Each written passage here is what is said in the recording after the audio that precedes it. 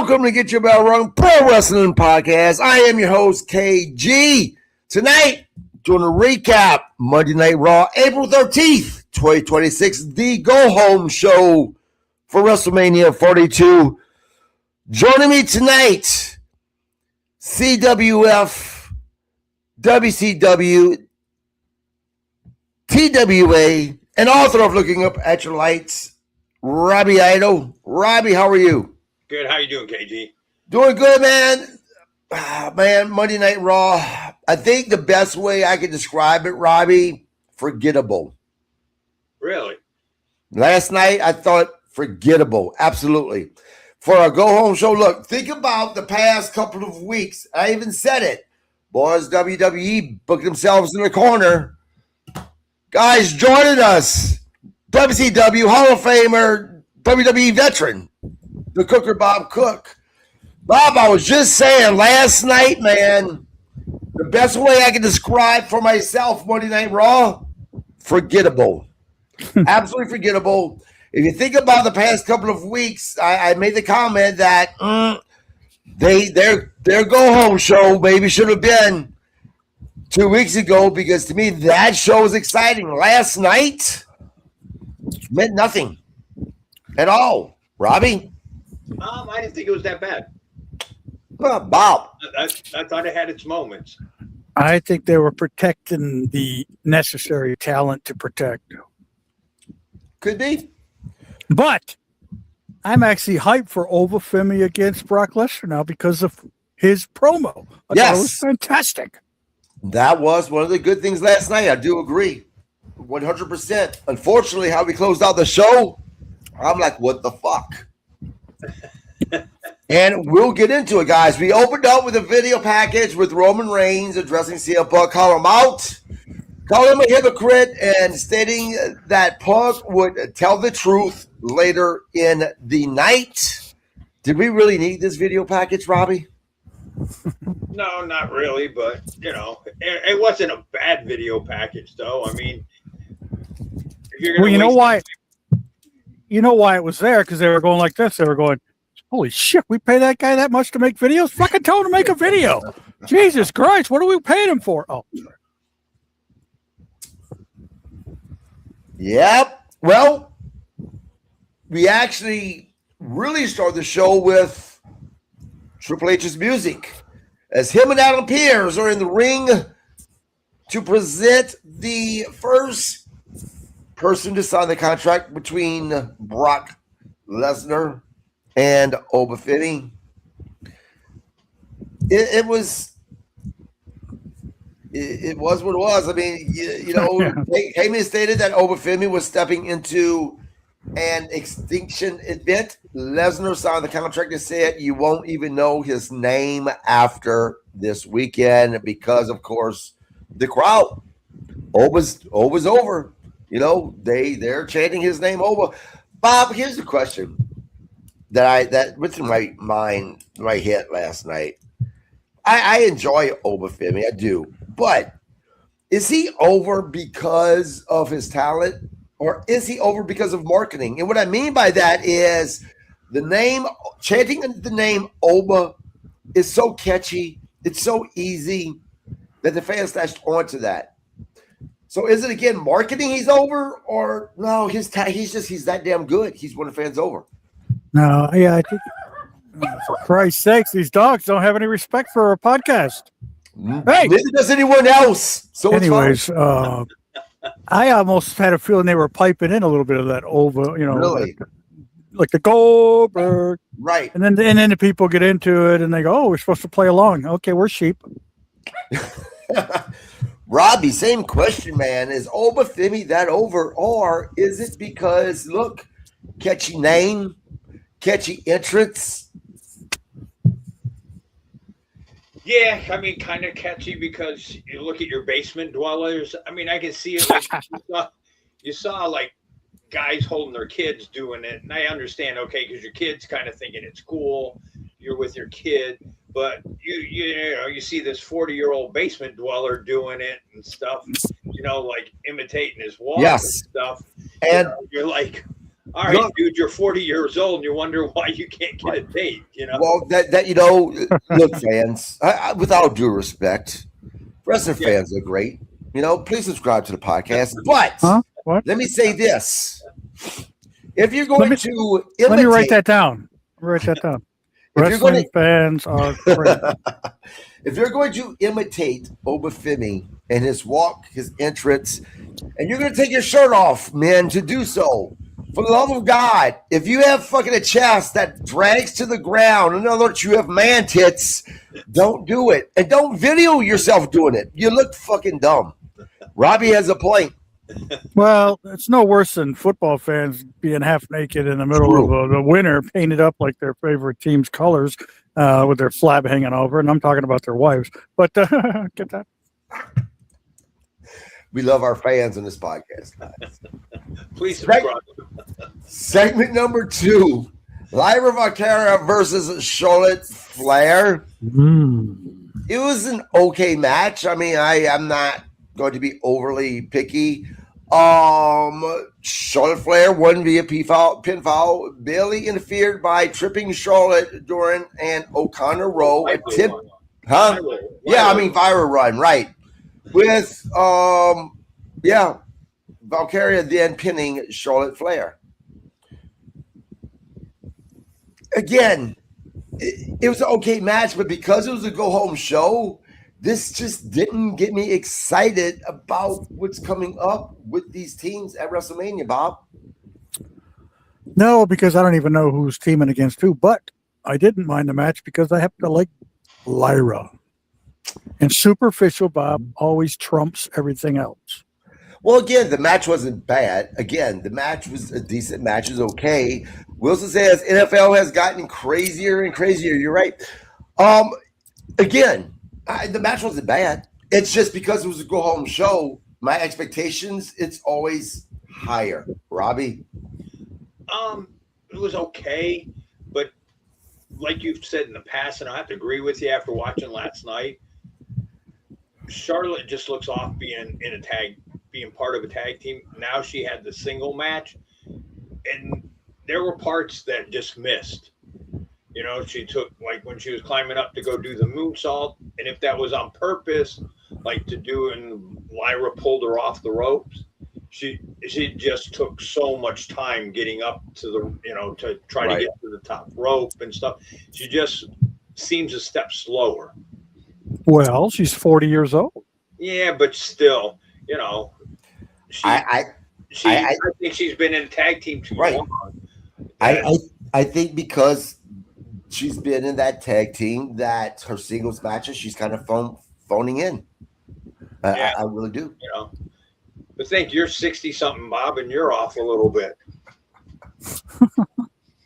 Yeah, well, May 9th, you're going to be off a lot.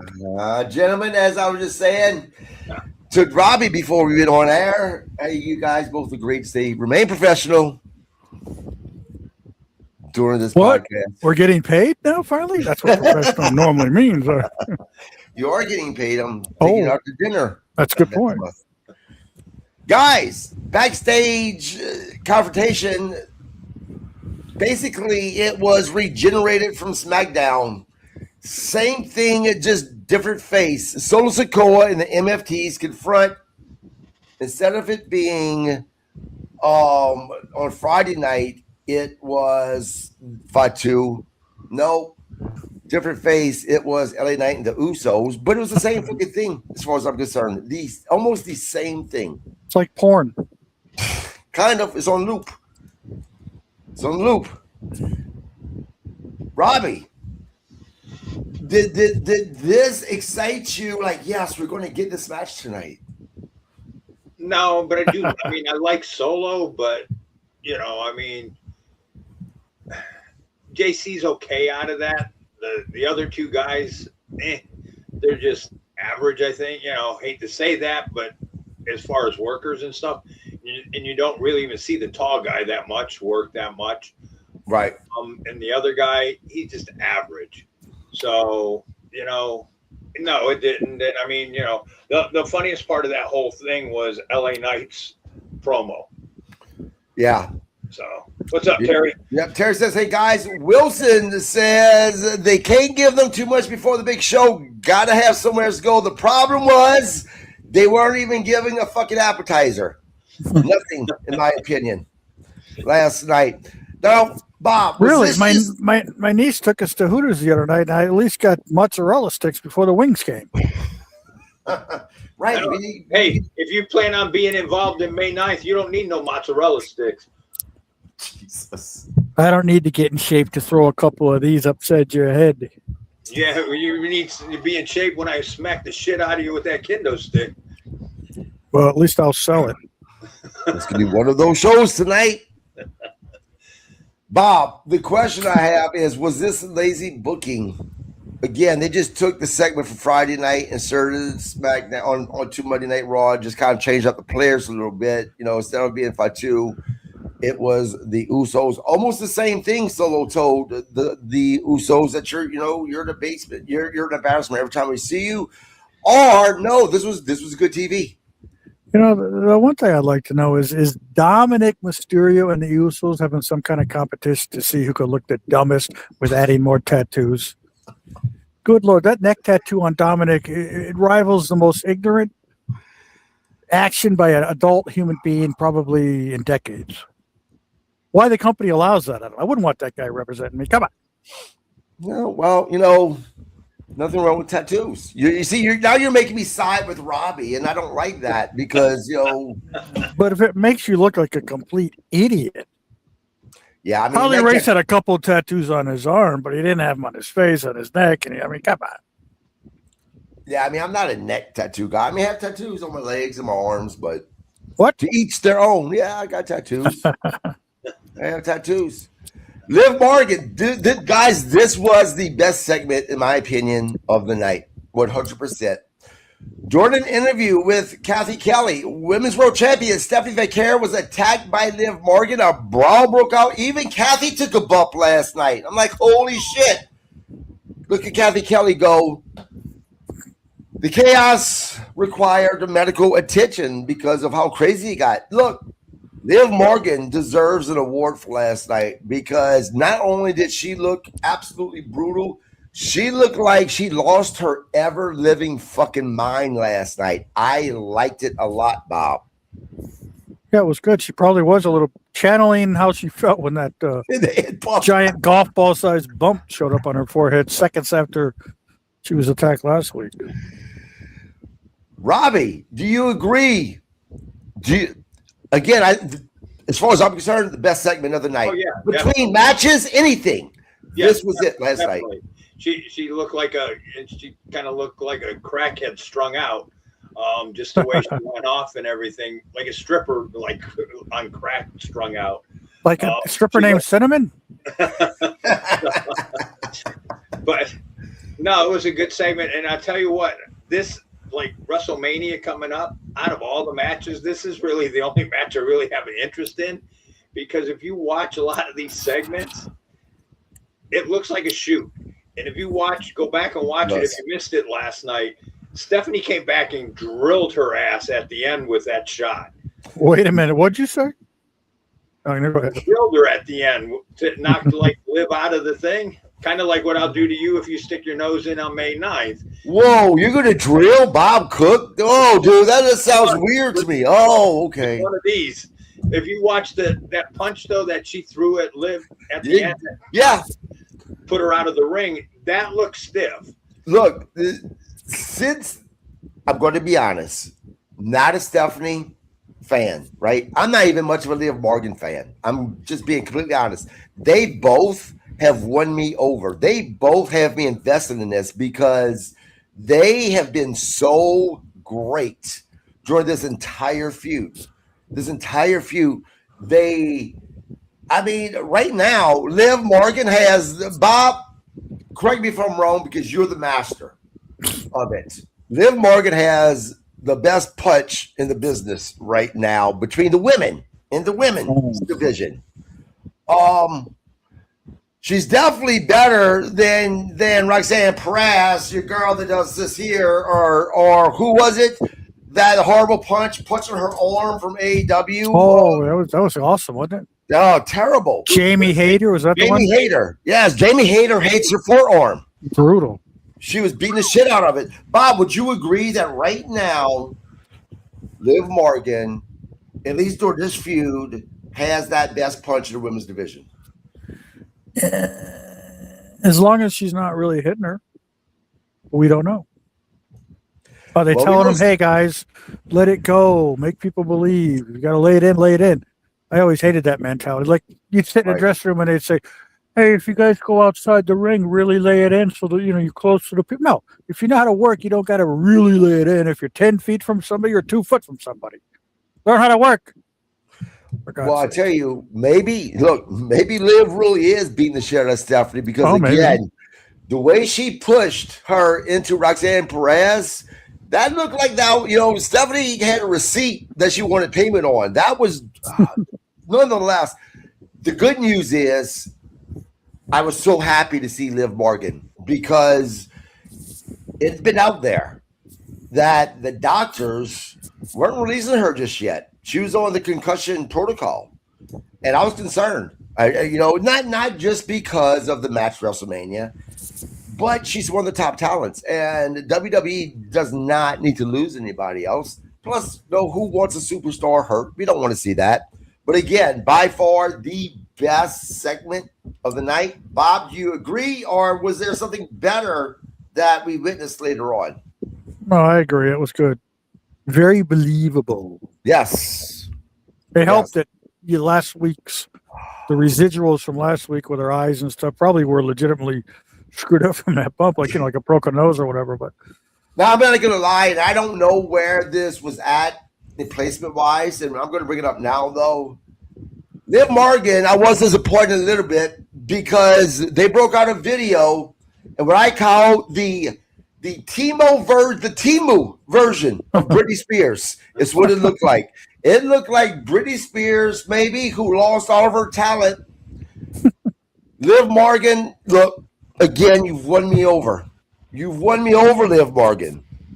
I'm so excited about this match. You look fucking fantastic. But please, stick to professional wrestling. Maybe acting. She, again, last night she sold me that she was a crazy woman last night. She sold me. But goddamn, you do not have a singing career, Liv Morgan. Please. I don't want to see that again. And why the fuck is WWE giving us this shit? I would have thought WWE, Robbie, would have learned their lesson when Vince McMahon and Hulk Hogan did their little fucking song and dance way back in the 80s, if you remember that. What? Stand Back? That's an awesome song. Robbie, did you appreciate Brian Blair was playing one of the instruments in that video. Robbie, your thoughts on that, man? No, I kind of shook my head when they played it. But Liv's abs looked amazing. Bob, I never noticed that. See, you're jumping ahead of the question. The question is, if you remove the superficial aspect of it, if you remove her looks and you're going just according to talent, Bob Cook, and be honest, that dinner depends on it. What did you think of that video? I've seen worse. Well, I mean, and I've seen better. I mean, the videos for Bad Bunny that they played during commercials were worse. I'm not going to argue that. By the way, Bob Cook, I want to give you some flowers. I want to give you accolades. You posted a picture from an event recently on social media, and I tell you, you being in the gym is really showing. You look good. You dropped some weight. You're getting a little bit of muscle tone back to you. You look good.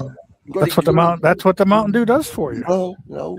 Doesn't matter how it's getting done. The fact of the matter is, this is getting done. Robbie, I don't know. You might have to make sure, Robbie, that you have someone watching your back on May 9th, because Bob looks like he's getting ready to talk about receipts. to give. Well, we know who's not going to be watching his back. He's got a rookie as a partner who don't know how to watch it back, and he's got an overbearing, obnoxious pig-faced bastard who's going to be eating donuts in the corner of Richie Paradise. So you can't take him in as a watcher over your back either. Yeah, but your kid doesn't have anybody better either. That's true. You got an old man that thinks he's a blue-collar guy, and then you got some guy that's running around thinking he's an Indian. So, yeah, I tell that guy all the time, leave the headdress at home. He don't listen. What do you want? So, I think it's just Robbie and I going at it.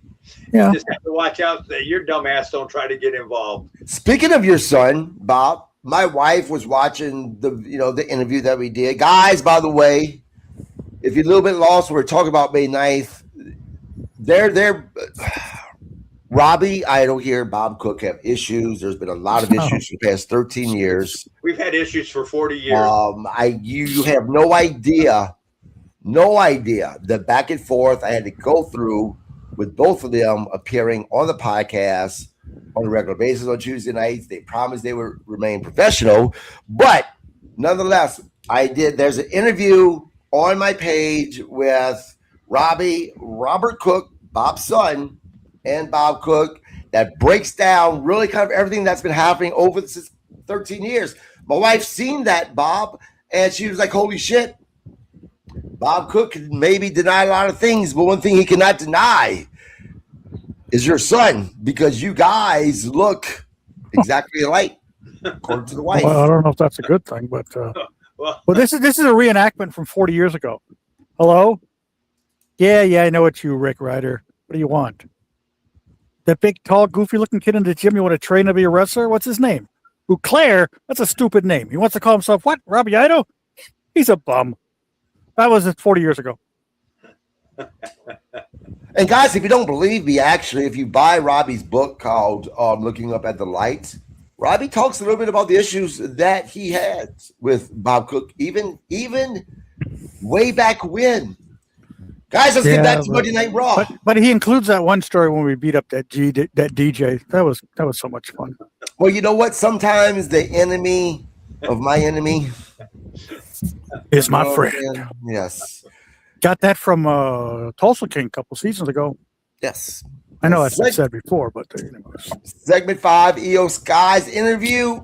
She was being interviewed backstage and was interrupted by the Kabuki Warriors. Kairi Sane challenged Iyo Sky to a match, and I gave no fucks about this Bob Cook. No. Nope. Robbie. Yeah, no, not really. Neither did the crowd. Right. As a matter of fact, it's funny. I was joking around being silly last night, and I looked at my wife and I said, and the crowd goes silent, because that's what happened. The next segment, guys, a 6-man tag match. LA Knight and The Usos versus Solo Sikoa, Tonga Loa, and JC Mateo. Oh, my God.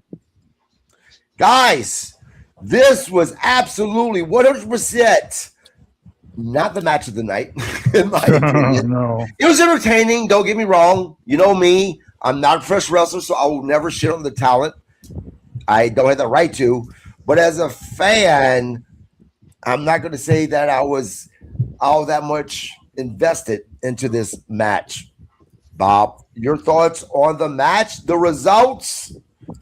LA Knight and the Usos won the match. Nothing special. Really what it was a way to get all those guys that they have under contract for no other reason than to appease other family members.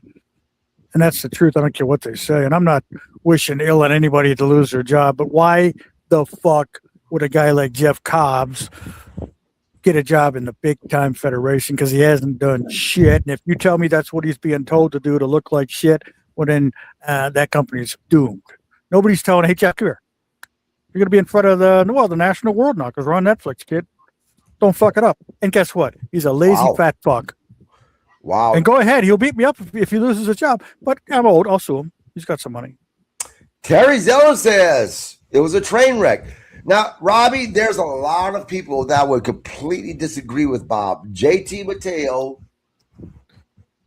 He couldn't even take a bump and fall out of the ring. Was considered. Hold on, I'm not saying my opinion. I'm telling you the facts of what was out there. That during the time when he was a free agent, AEW, WWE both wanted him, and he seems like he was hot. Do you agree with Bob saying that he's just not talented? Well, you can't say he's not talented because he's there. So, Almost has been there for how long? What? Almost. That guy's been there for how long? He's been there for a while, but where's his talent? Obviously they see something, you know. Yeah, well, you know, and extra catering bill. You know, has to be somewhat talented to be there. You know, we were there. What was our excuse? We were talented. I don't know if you want to say you weren't, but hey, obviously, if you made it, you were talented to be there. Oh well. So, but I mean, I've seen him do some good stuff. You know, like some decent stuff. You know, hard to say what it is. You know, I mean, looking at him standing outside the ring, he does got an odd shape, though. You know, I will say that. He reminds me of ECW's Rhino. Yes, but Rhino. The difference between Rhino and him, Rhino was like that big powerlifting dude. Right. He doesn't look like that big powerlifting dude, but he does remind me like of a smaller version of Rhino. Bob, if JC Mateo came up to you and said, Bob Cook, could you please give me advice? What do I need to do for me to become that star, to deserve to be at WWE in your eyes? What would you tell him? God, I can only imagine where this is going to go.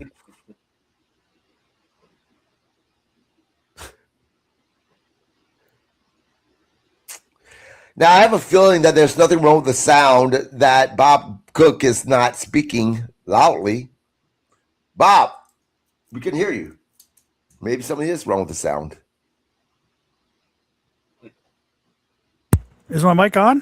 Now it is. I'm sorry. The dog was barking. I shut it off. Okay. I don't even know what I said now. Probably was something inappropriate. What you said was... Oh, is that what I said? Yeah. Okay, what that guy reminds me of is I'm driving down the highway and I see a commotion on the side of the road, a little bit further from the side of the road. There's ambulances there, there's police, and there's people huddled around a body. And it's the guy who was mowing his lawn, big fat guy. And he just like keeled over. They called the ambulance. That's what he reminds me of, a guy in a lawn crew. Is there anything that he could do that you would view him as deserving to be on WWE TV? Probably not hang around Solo and hang around someone like the other guy in that group that came out at the end who's always in shape. Hang around him a little more. Get some advice from him. Robbie, you in the past have sung Solo's praises, that you like Solo. Yeah. I think he's good on the mic. He's a good worker. Yeah, he's good at punching his own wrist, that's for sure. Guys, next segment, and by the way, I wanted to officially apologize to the next guy were you talking about, because I've been mispronouncing his name. They call him Gunther. Apparently it's Gunther. Oh my God. Like it matters. Both of those names are boring. Gunther and Seth Rollins. Seth wants to know why Gunther has attacked him. And Gunther came out and he said that, Paul Heyman, he's a useful idiot. That's why one reason he's solving Paul Heyman's problem. But the real reason why he's out there is because, Seth Rollins kind of should have been going after Gunther when Gunther had the title. But Seth, this is the way I took it, was too good, right? He was too better to even go after Gunther. Robbie, is that what you got out of this? Well, let's put it this way. And Gunther, whatever the hell you want to call yourself, if you're listening to this podcast, I hope you hear me on this. Uh-oh. If you believed any one of those words you were saying last night when you said Seth Rollins couldn't lace your boots up or he's not as good as you, you better go check yourself because you're not as good as Seth Rollins. If I had to put the two of you together, the second best wrestler, the top two wrestlers in today's industry is MJF and Seth Rollins. Gunther, whatever, I don't put him in the top 5. Oh, I don't know. Kenny Omega and MJF, hell of a match Sunday. But MJF didn't do it by himself. Well, yeah, but Gunther couldn't lace up Seth's boots. Robbie, I agree with that. Normally, I don't. You and I are more on the same page than we're not. This is one of these times that we're not, man. Because are there certain things Seth Rollins can outperform Gunther in the ring? Absolutely. But we're talking about technical wrestling in the ring. Sorry. Gunther beats Seth Rollins every goddamn time, technically. I disagree with you on that one. I disagree. Now, Bob, I know you're going to disagree as well because, well, you just don't like Gunther. I don't think that even if deep down you did agree with me, you would admit it because of your dislike with Gunther. But I'm going to ask you anyway. Yes, Seth Rollins, speed-wise, there's things high-flying that Seth does better than Gunther, obviously. But when we break it down to technical wrestling, Gunther wins that battle. So what you're saying is Gunther's more boring than Seth. What I see this whole situation is that Seth was able to come back after the shoulder injury, and Braun was out, who he should have faced at Mania, and they're scrambling. Gunther's not doing that. Let's put him there with Seth because it's only 2 weeks for WrestleMania. Let's have him come out and he'll attack him, and he'll attack him. He'll say this, he'll say that, and we got a match. That's what it is. No, Brawl did follow afterwards, and it was your typical Brawl. Now, you mentioned Brian Breaker. Let's not forget, Brian Breaker has been released by medical. He is clear. He's been cleared for a couple of weeks now. Wow. WWE, according to WWE, they did not want to rush him. They want to protect him from further injury. But I don't believe that we're not going to see him at WrestleMania. I believe that he's going to get involved somehow, and that Brian Breaker is going to be the reason why Gunther actually wins this WrestleMania match. I also believe that somehow they're going to use this story, because let's not forget, Gunther told Paul Heyman, you owe me big. This story somehow is going to be used to turn into the Brock Lesnar Gunther story, SummerSlam, that Brock Lesnar is supposed to be retiring. Oh, my God. Robbie? Yeah, and that means then you're going to hear him calling Gunther the career killer more, which when all these guys are the ones that are retiring. And I mean, it's not like that they're saying, hey, if I lose, I'm done. One time, that's it. One motherfucking time that happened with AJ Styles. The rest of these guys was retiring. Right. So, I mean, and like last night, you had to hear Michael Cole when they were talking about the host of WrestleMania. And no, that's what they're told to say, the greatest of all time, John Cena. And I'm sorry, John's not the greatest of all time. So, but that's, I guess, what they're telling them to say. So, I'll say this. It depends what category they're talking about when they say greatest of all time. If they're talking about a guy that is charismatic, that knows how to draw the fans in, okay, maybe. But if we're talking about wrestling skills, I agree, Robbie. Absolutely not. Absolutely not. Now, even with being charismatic, I wouldn't put him as the number one greatest of all time, right? There's many guys greater than him, but he falls somewhere in there, don't you think? Yeah, I mean, for his era and stuff, but of all time, I mean, you go from day one that wrestling started to now. Right. There's just way too many people. I mean, would you say? I mean, truth. He definitely is not in Ric Flair's category. No. He's not in a Harley Race category. Right. He's not. Even though, I mean, wrestling wise, but you had Hogan. So Hogan, because he drew people. Right, right. I just think that they use the word GOAT, greatest of all time, too much. Actually, believe it or not, I prefer to use the word legend because I think John Cena is more of that guy that is legendary in his era than he is GOAT. So I think the word legend actually fits him more so than GOAT. Yeah, I agree with you on that. But I mean, to say he's the greatest of all time, and I mean, I may, like I'll look and say, I'll say Flair. Bob will say Funk. Right. I'm not sure who you would say. But so there, it's all an opinion. But could you put John Cena in like a Ric Flair category, a Terry Funk category, a Hulk Hogan category? Absolutely not. You can't. Right. And I mean, nothing against Cena. It's just, Yeah. Bob, it's just marketing. Yeah, but see, and this is the thing.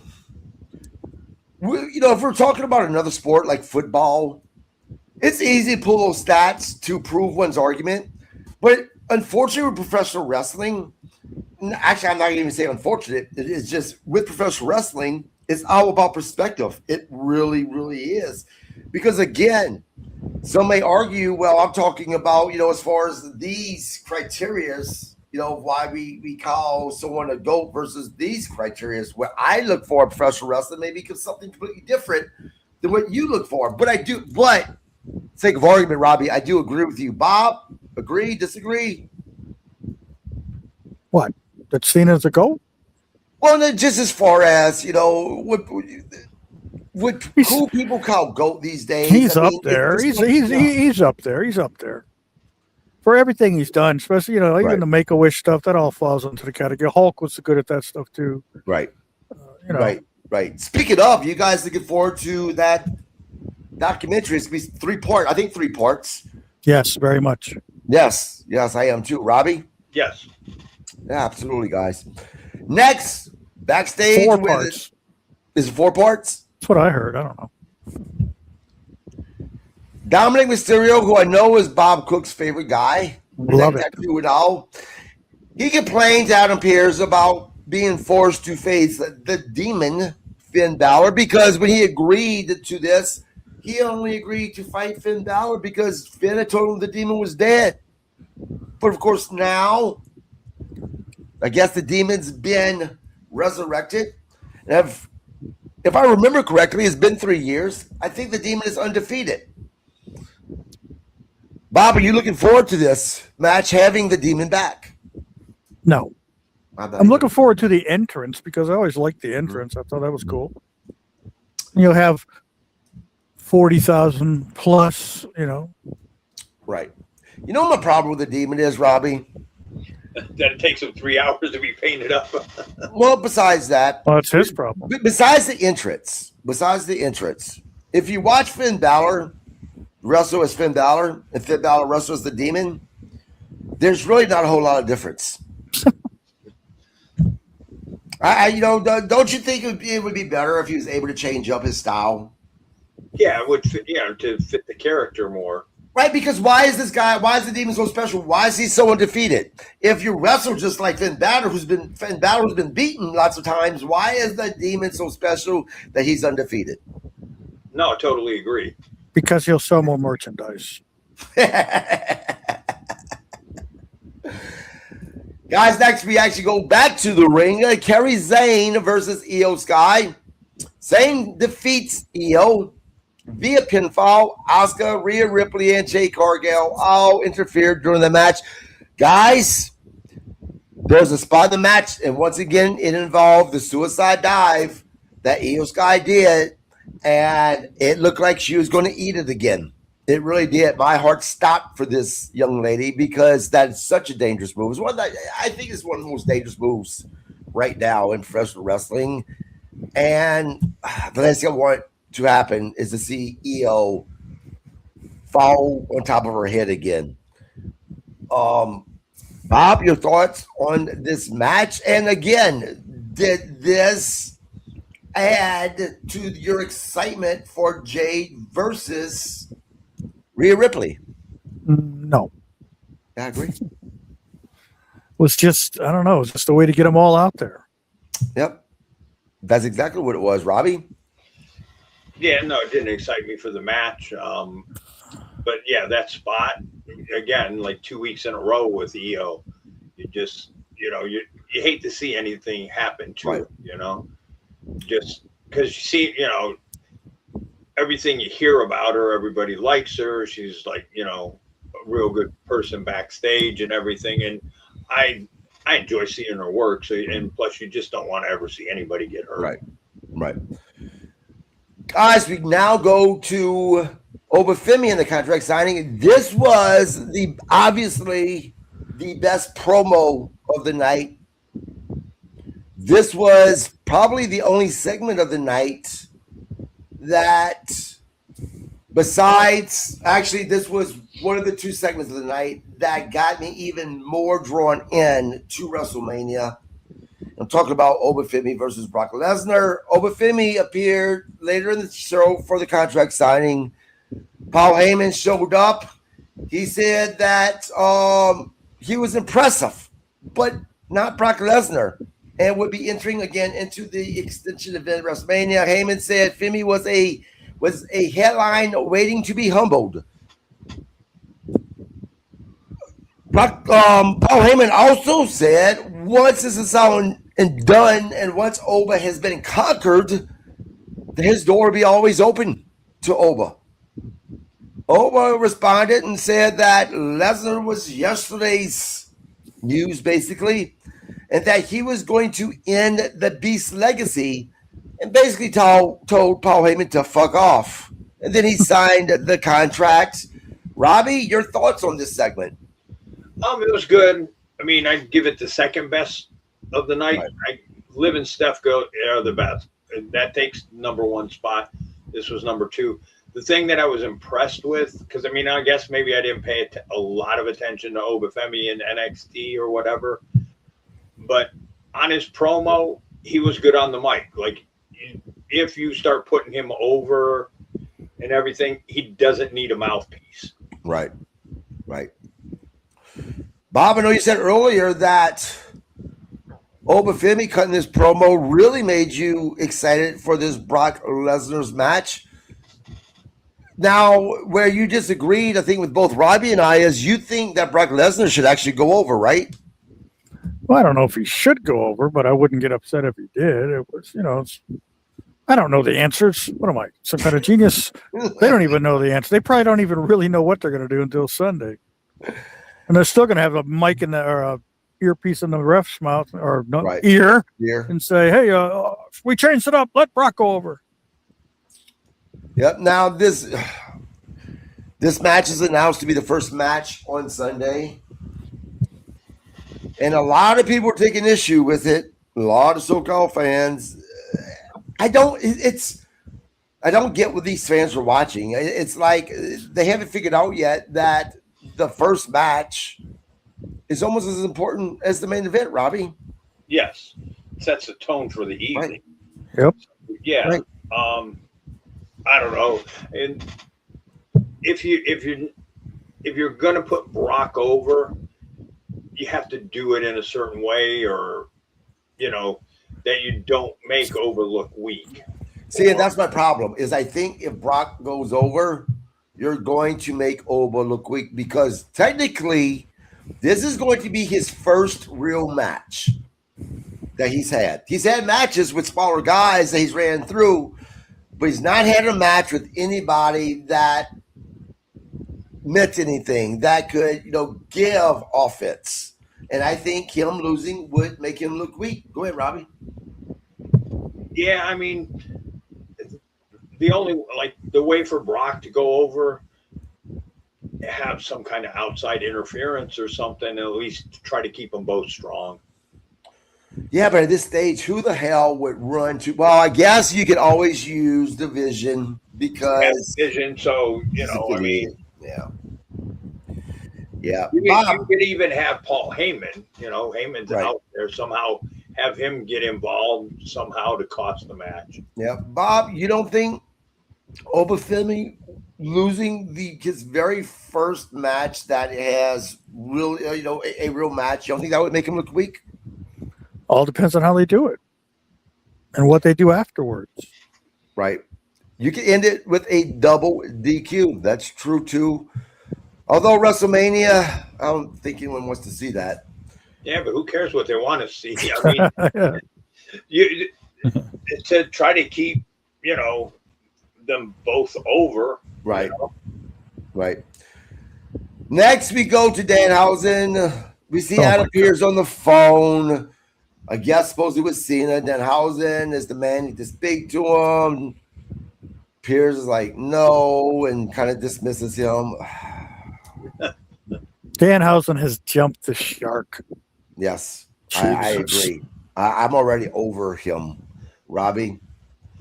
I think he's funny, but I think what they should start doing maybe is just backing off of him for a little bit. Like use him 1 week, give him a couple weeks off and stuff. I mean, how much he's over in the ring, right, which I don't think he's over that much in the ring. What?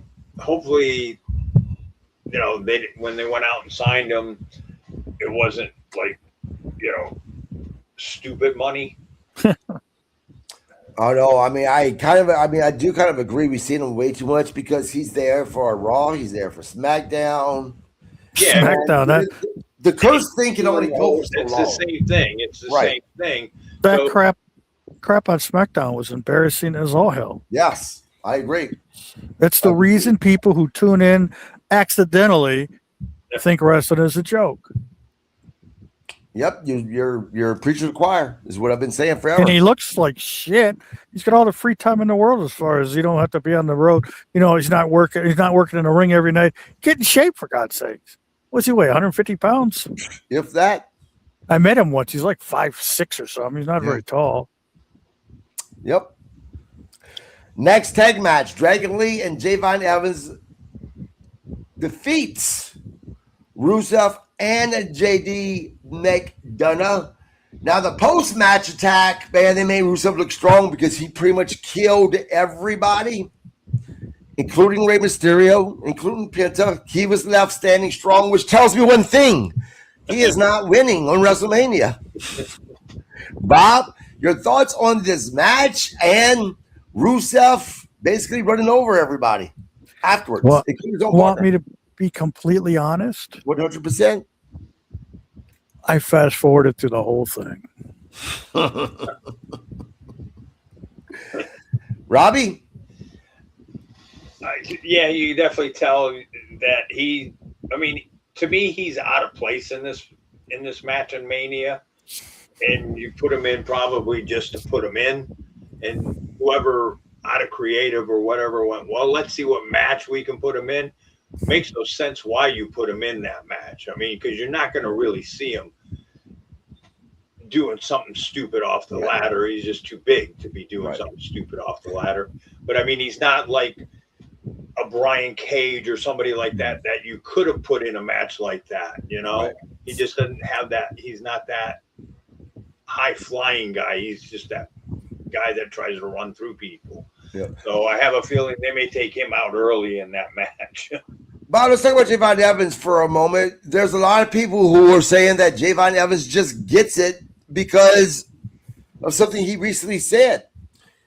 He said that at times he purposely makes some of his moves look sloppy because he doesn't want it to look rehearsed. He wants it to be perceived as real. This is my question, Bob. Do you think this young man gets it, that he really does this? Or do you think, man, that's something kind of smart to say, because that way when you fuck up, people are going to think that you're really fucking up on purpose to cover your ass? Probably that's what it is, because I don't know. If I hit somebody too hard when I threw a punch, I always just said, hey, I'm blind without my glasses. It's an excuse to, hit somebody too hard. Yeah. Now, nothing wrong with making the moves look smooth. Come on. Right. Robbie, as someone who is saying the praises of Javon Evans, do you believe what he's selling you. When he says that, yeah, whenever it looks a little off, I'm doing that on purpose. Or again, do you think he's saying that to cover his ass because, when he does mess up, he wants to be able to say, yeah, I did that on purpose. Yeah, I think he's covering his ass. I mean, I like being up on the main roster as opposed to, like, let's say NXT. I would think it's different, even though I'm not there. I would think NXT, they have more time. So now if I know I'm wrestling you 2-3 times a week, I can practice that match with you because I have the other 4 days. But being on the main roster, who knows, do they have that they want, are able to do that or whatever? So, you give one take, Right. You get one take when you're working. So it isn't like you're practicing this over and over, like at NXT or something that, Right. Next, the main event segment. CM Punk and Roman Reigns. Roman Reigns enters the ring, goes to speak, and then, of course, CM Punk enters. Except he enters through the crowd. Then Punk, as he made his way to the ring, he would step in the ring, and Roman Reigns said, you step in between those ropes, you won't need those spikes. He's going to whip his ass. So CM Punk stops at the edge of the ring, and then he says, Roman, I do hate you. He says, I hate sharing the ring with you. He says that Roman's dream was handed to him while CM Punk had to scratch and claw for everything. He then apologized for previously invoking Roman's father, Sika. He didn't even want to say that he loved Sika. Punk admitted that, yeah, he was jealous of Roman Reigns. He was jealous of him holding the title for as long as he has. Jealous of his legacy, the title reign, and even how many times he has main evented WrestleMania. But Punk said, make no mistake about it, that I'm going to retain the title at WrestleMania 42, that they're going to say, and still champion. Roman Reigns responded, and he said Punk should be jealous. He said while Punk scratched and clawed that he ruled the kingdom, he said the real issue is Punk's connection with the fans. That's why Roman said he actually hates CM Punk, is because of the connection he had with the fans. What I found funny about that gentleman was, as those words was leaving his mouth, your connections with the fans, Sacramento was booing CM Punk out the ring. Like, not much of a connection last night. But he said that at WrestleMania that he was going to correct all of the messiness, all the mistake that was made, talking about CM Punk being the champion, calling him a placeholder. He says at WrestleMania, the fairy tale ends and the tribal chief takes back what's rightfully his. And then they stared at each other. This was extremely boring to me. It really was. And to me, this was backwards. To me, this was kind of like a promo that should have been at the beginning of their feud, with then each week it getting more and more, more vicious, I guess. It's starting off with, well, yeah, I'm jealous of you because you connect with the fans. Because in a way, they were kind of giving each other flowers. They were kind of being kind. So this should have started at the beginning. And then as each week passed by, got a little bit worse, a little bit more angry, to finally now they're having to be separated. I think it was as backwards, Bob Cook. I actually liked it because I don't like promos that throw in a whole lot of the shoot stuff.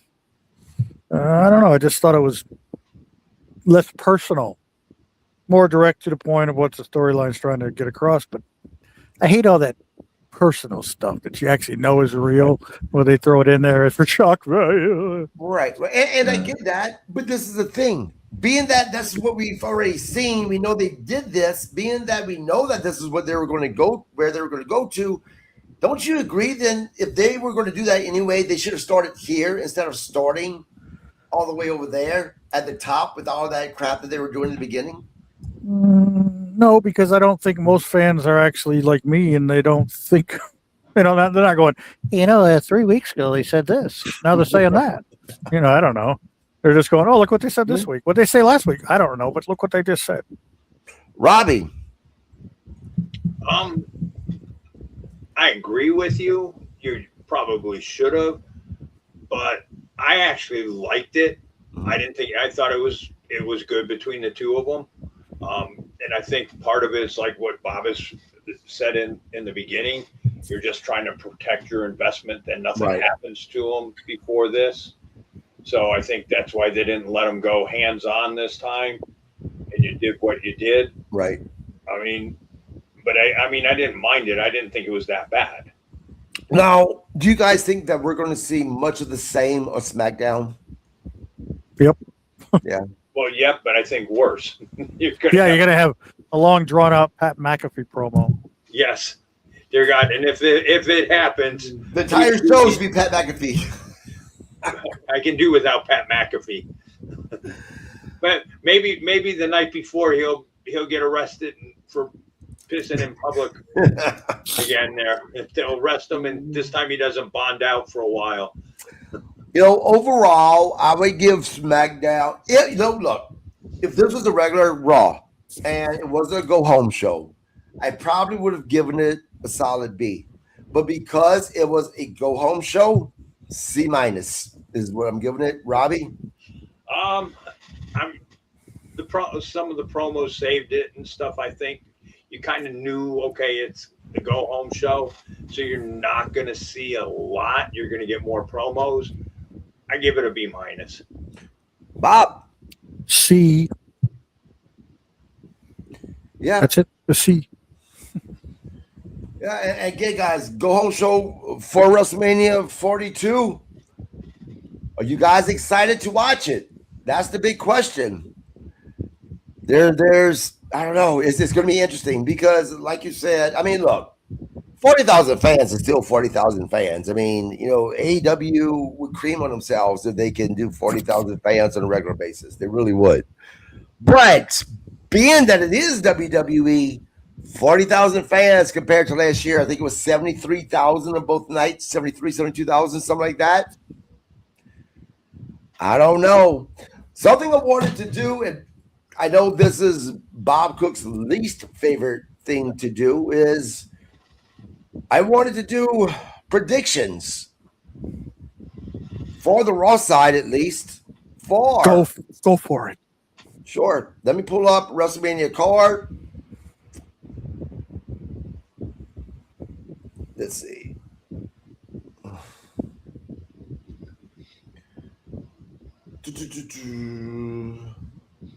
All right, here we go.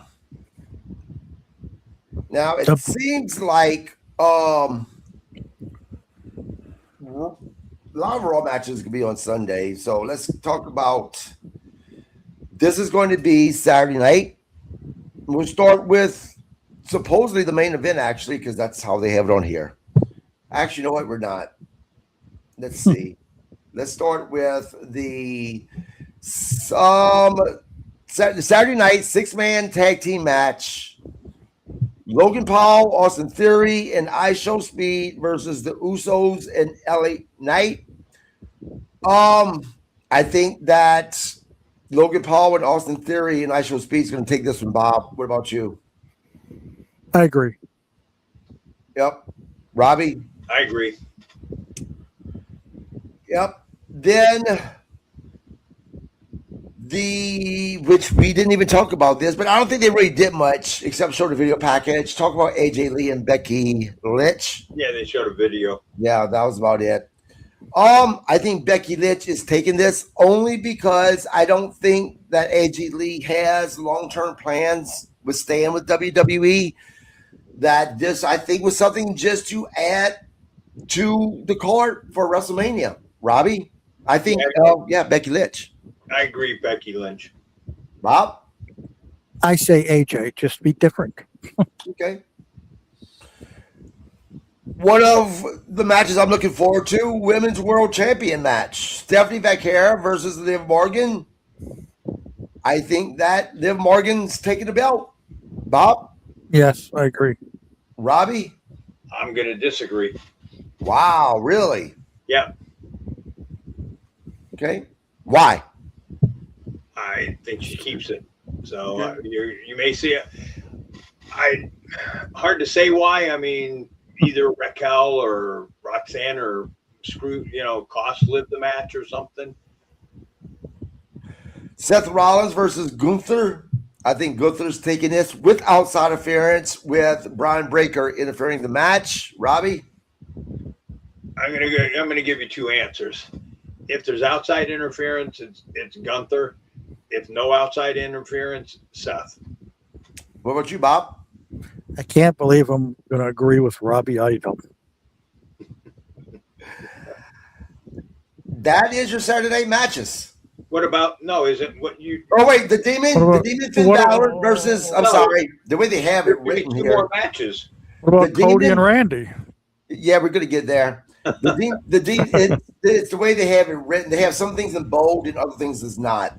The Demon Finn Balor versus Dominic Mysterio. I think that Finn Balor is going to win this one. Bob?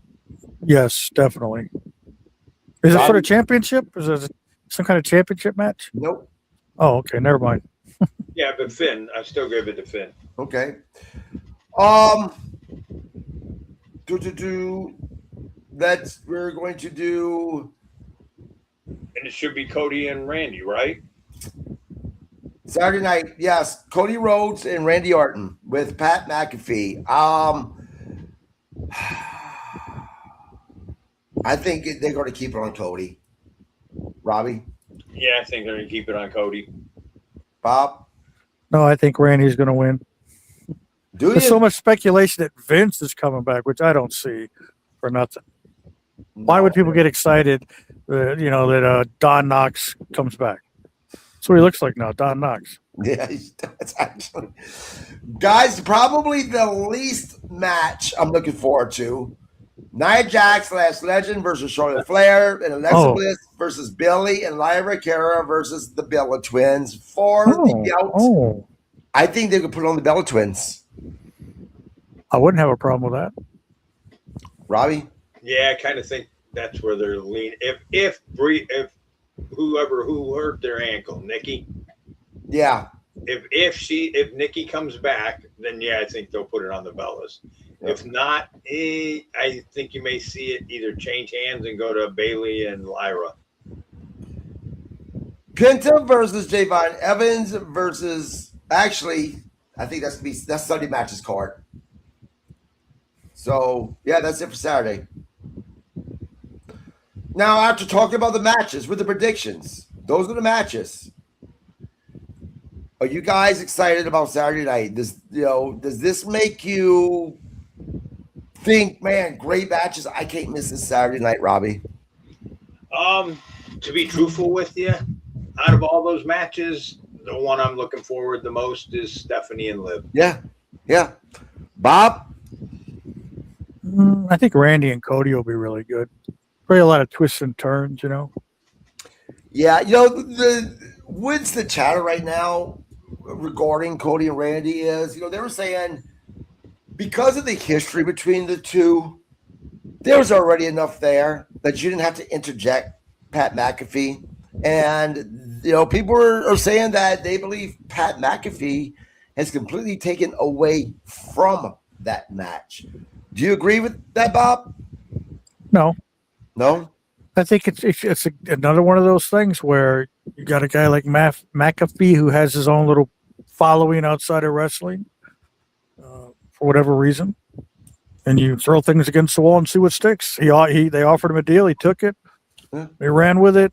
If it works out, it works out. If it don't, it don't.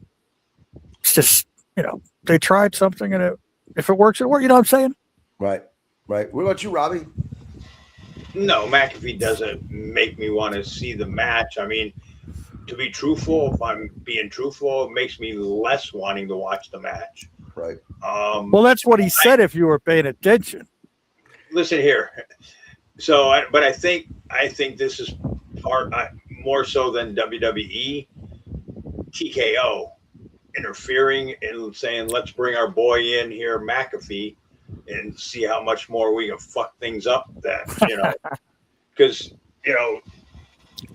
but then again, some of the creative on WWE might have decided to bring him in too. I mean, why you would have brought him in, I don't know. You know what's crazy is all the shit that I've been reading. I keep up about this because this podcast. Otherwise, I wouldn't. I don't give a rat's ass what people say. But the one thing I noticed, no one's bitching about Jelly Roll. Mostly everyone's bitching about Pat McAfee and not Jelly Roll. And it's because of what you said, Robbie. People are saying that TKO and Amir, whatever his name is, are getting too involved and forcing things on WWE, that this isn't even creative, that this is all TKO, and they're getting more and more involved. I don't know if I agree with that or not, Bob. Before all this, people loved McAfee. When he come out and do commentary, oh, he's over. You can't make wrestling fans happy. And I think a lot of it has to do with McAfee going public and saying that the business had passed him by. He needed more time with his family. Wah, wah, wah. So people lost respect for him. It was like when Ronda turned on the business. Oh, everybody hates Ronda now because she said whatever she said about wrestling. Wrestling fans can shit on wrestling all they want, but when a wrestler does it,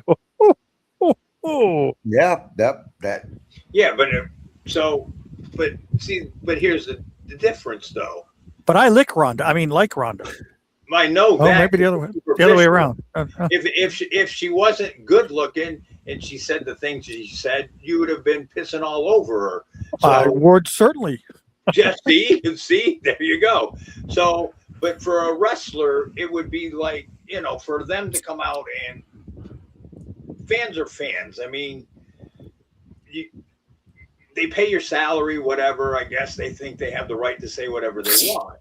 But the wrestler, you're getting paid. This is how you're getting paid. This is your business. And for you to sit there and piss and shit all over it, that's just, I have to disagree on that, because that's how you made your money. That's how you get, yeah, she was an MMA fighter, but now you got your fame. You're getting more fame from being in wrestling. So now, because things didn't go the way you wanted them to go, you're pissing and moaning. It's you can say that about a lot of people that for wrestling. You can say the same you're saying about wrestling fans about the wrestlers that piss and moan because they didn't get their way.